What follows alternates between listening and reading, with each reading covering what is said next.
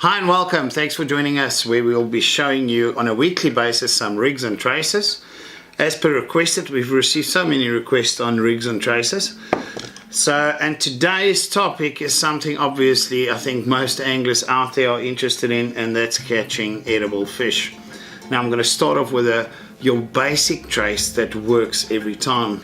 Okay, now with the basic trace, it's very straightforward, and this works for most edible species on our coastline. I'm talking about fish ranging from 2 to 10 kilos, your general size, and that you can change by changing the hooks. Just the hook size and the thickness of your snoot. Your snoot is your piece of line between your swivel and your hook. Now that will get you a bit later, but let's just start with the basic trace. Now a nice length, the standard length for that type of trace is about 40 centimeters, nothing really longer than that. You rather make your sinker line longer, because we can clip these days with the sinkers, having this clip to cast with. So if you want to get more height in your bait, get it up a bit higher, you rather make your sinker line a bit longer. Now in general, just a nice average diameter. I use the Nylon fluorocarbon, as I've mentioned in clips before. The 0.66, which is 54 pounds, 24.5 kilogram. This is a very nice thickness. Now I'll go thinner if it's really calm, knowing kind of what species I'm targeting won't bite it off or break it off, and the sea is very clean. Then you'll go a bit more finesse, and when I say finesse, you'll use the 0.55 and thinner. And then for bronze bream specifically, in between the rocks, I use a 0.44, which is even thinner. And that makes a difference in your results. It really does. Now, very simple. You're going to take this, you're going to choose your hook. Now, as I've mentioned before, when it comes to edible fishing, the ring soy is the only hook I really put on. There's a lot of good hooks on the market, and a lot of ones you can consider. Now, this is the 4.0, which is nice for your fish 2 to 4 to 5 kilo type fish. You'll handle quite easily on this. I caught an eagle ray of 80 kilos on this hook. So it's not necessarily your hook size. Make sure that the more importantly is that your bait size suits your hook, so that your hook's still proud and you can get a hook up. The hooks they make these days, and especially these ringed soys, are so strong they can really handle big fish. But for the purpose of this rig, I'm going to use a 6.0, and as I mentioned earlier, you'll adapt their hook size to the species. Now this exact trace I'll use for flatfish, even the diamonds and the honeycombs when you're targeting 60 to 100 kilo fish. I'll just switch to a 8.0 or a 10.0 hook for that. If you're fishing for cob and bigger cob, you're going to use a 8.0 or a 10.0 hook with nice big baits. In general size, the 6.0 will catch you most of the species, and you can still catch a big cob on this. Now remember, a smaller hook can catch bigger fish, but a big hook, you're going to battle to catch smaller fish. So if you're putting a bait out there to get a bite and you want to get a fish, there might be a couple of species feeding in that condition, not just cob, then you'll still catch a 30 kilo cob on this hook, no problem, even bigger. Just match your bait to your hook size. But this is a nice general edible trace. It's just a 6.0 ring soy that I'll use. On this I'll use a figure of 8 knot. I've tested this, the polymer knot on fluorocarbon as well as monofilament is stronger to tie your hook on, but marginal compared to a figure of 8. I've used a figure of 8 all these years. They've never dropped me, never ever. Cut your tag. I always leave the tag a little bit like that. It's about 3 mil.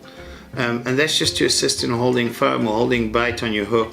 And then the 40 centimeters I was talking about, you cut it off. Grab a swivel, important. I only use power swivels for this. And the reason for that is they are much smaller for the same strength compared to the normal swivels. Also figure of 8 knot. And there we're done. Okay.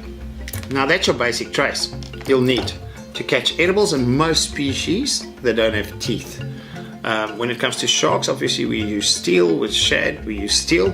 But for most edible and flatfish species, this is going to be your trace. This hook is right for blue rays, smaller eagles, smaller duckbills, all of that. This hook's perfect. If you know you're targeting, you're putting a big bait on, you're going to adapt your hook. If you're targeting bigger diamonds and honeycombs and bigger eagles, bigger duckbills, you'll use a 10 or 8 hook, and because it needs to suit the size of your bait. All right, but that's your general trace. Now there's two ways of tying this to your leader or your main line, and that depends on sometimes the fish you want to target or how you want to fish. Now with this very sharp hooks these days, chemically sharpened, when you're using a grapnel sinker like this, it's already sitting nicely in the sand. So most of the time when that fish, if your bait's nice, your bait presentation is nice, and he swallows this, as soon as he pulls it a little bit and it hits that sinker, this hook is set.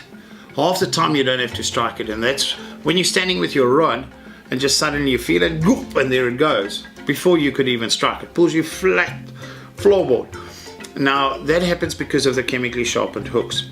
But if you want to fish a semi-slide, all right, now remember what I said earlier, for my sinker line I'll be using Maxima, and I make sure my sinker line is always a bit thinner than my main line, and you tie your sinker to that. For instance, I want to fish for steenbras, pig-nosed grunter and the Cape Province as we know it. I'll tie a cone sinker, which I prefer. The sea's not too rough, this is a nice edible sinker. It still rolls a little bit, just enough to roll off the side of a bank and present your bait for the fish where they'll be sitting feeding. And for casting and for distance, it's a very nice sinker. Now with this, I'm going to make sure it's longer than my actual hook line. Now if you don't want a semi-slide, you'll tie this straight to the swivel, the eye of the swivel that goes to your main line. So it keeps your swivel out like that to your hook. Alright, so both your sinker line and your main line goes onto the same eye of the swivel. But if you want to fish a semi-slide, I'm going to tie a swivel to my sinker line.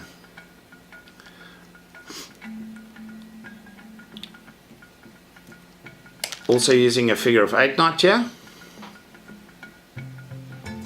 For this thickness or diameter of line we're using, figure 8 is more than sufficient. It works very well. Cut the tag. Now I've got a separate sinker line, a sinker trace almost, if you want to call it. This, in other words, this is your leader line coming from your rod. Okay, so I'll put that through the eye of my sinker, which allows it now to slide on my main line. And then what will block it is the swivel to my hook. Now that gives you a semi-slide trace. Or not a semi-slide, that's a slide sinker trace.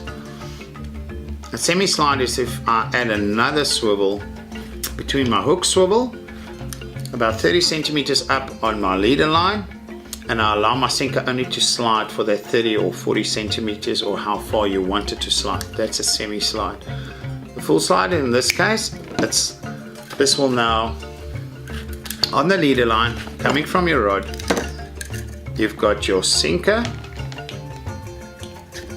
chuck that in the bowl, you've got your hook hanging here, and you've got your sinker line. So when a fish takes this, it can actually pull it without feeling the sinker. Now your very fussy feeders like your pig-nosed grunter and your white steenbras or white steenbras in the Cape, they feel the bait before they swallow it, and that's typically where I'll use them. The cob are getting a bit more clever as well. I use them for cob as well. And then you need to still strike your fish. It's not going to use the sinker to set the hook. So when your rod goes down, you'll set the hook yourself, which you'll do in any case. It's just angler's instinct. So very simple, guys, 40 centimeters. That's a general trace you can use for everything. And what I meant with the diameter, you'll take this up. This is a 0.66 for general fishing. If you want to fish a bit more finesse, you can go to a 5.5 or a 6.0. And then targeting those bigger flatfish, I'll go up to 1 mil on your hook line, and in between the rocks as well. When you're fishing for reef fish or mussel cracker, if you're fishing for rockcod, all the fish that's in between the reefs that's going to cut you off, you take this up, sure, 0.90, 1 mil, even to a 1.1 mil would be advisable for your hook line. Then, like I mentioned before, your sinker line you'll make much thinner.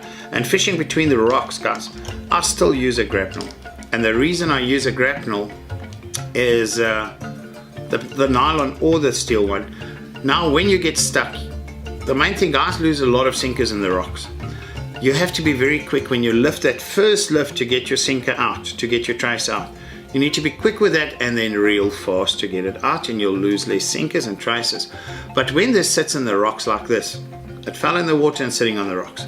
If it's stuck now, it gives you that one chance of unclipping when you pull it that first time to unclip, and yeah, your sinker comes. So it gives you that additional chance of not getting stuck, and that's why I use them. And the same with the nylon ones, which obviously is actually a bit better because they don't unclip.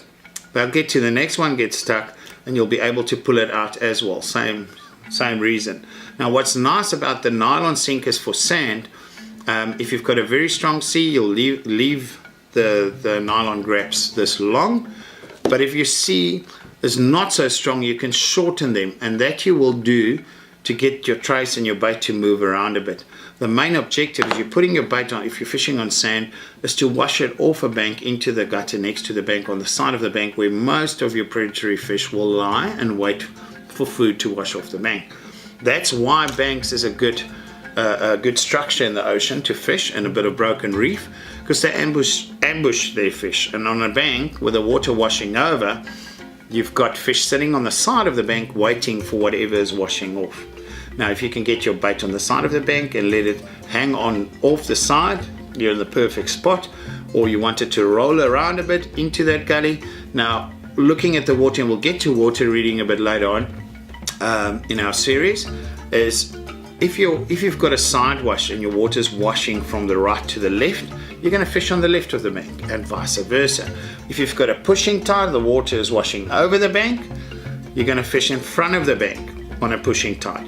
If it's a pulling tide and the water is washing off the back of the bank more often, that's where your fish will sit, so you're going to cast there. Now, that's a very basic principle on fishing banks, and we'll get into detail with that.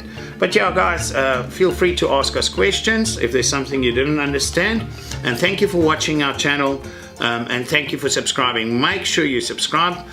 In the near future, I'm going to give away weekly prizes for all our subscribers. So as soon as we get to that level, I'll share it with you guys, and make sure you subscribe.